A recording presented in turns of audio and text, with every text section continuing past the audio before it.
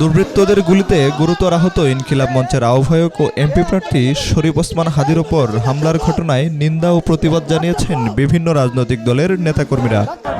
এটা জ্বলন্ত বিক্ষোভে পরিণত হবে।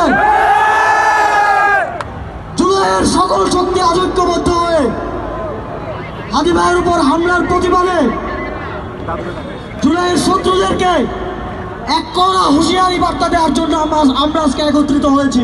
হাদির গুলিবিদ্ধ হওয়ার খবর ছড়িয়ে পড়লে ঢাকা মেডিকেলে ছুটে আসেন জুলাই আন্দোলনকারীরা। থমথমে পরিস্থিতি দেখা গেছে ঢাকা মেডিকেল এলাকায়। পরিস্থিতি নিয়ন্ত্রণে সেনা মোতায়েন করা হয়েছে।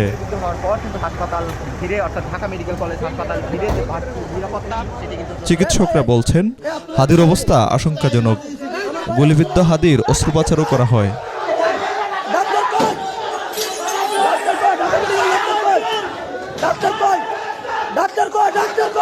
দুপুরে রাজধানীর বিজয়নগর এলাকায় মোটরসাইকেল থেকে শরীফ ওসমান হাদিকে লক্ষ্য করে গুলি চালায় সন্ত্রাসীরা। পরে ঘটনাস্থল থেকে পালিয়ে যায় হামলাকারীরা। গুলিবিদ্ধ হাদিকে উদ্ধার করে নেওয়া হয় ঢাকা মেডিকেলে। পরে উন্নত চিকিৎসার জন্য নেওয়া হয় এভারকেয়ার হাসপাতালে।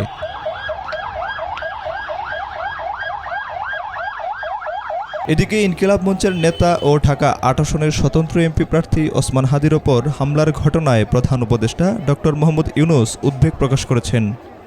সন্ত্রাসীদের গ্রেপ্তার ও হাদির চিকিৎসা নিশ্চিতের নির্দেশনাও দেন তিনি। আইনশৃঙ্খলা বাহিনী বলছে হামলাকারীদের শনাক্তে কাজ করছে তারা। এরই মধ্যে শুরু হয়েছে অভিযান। Desk report, B news 24।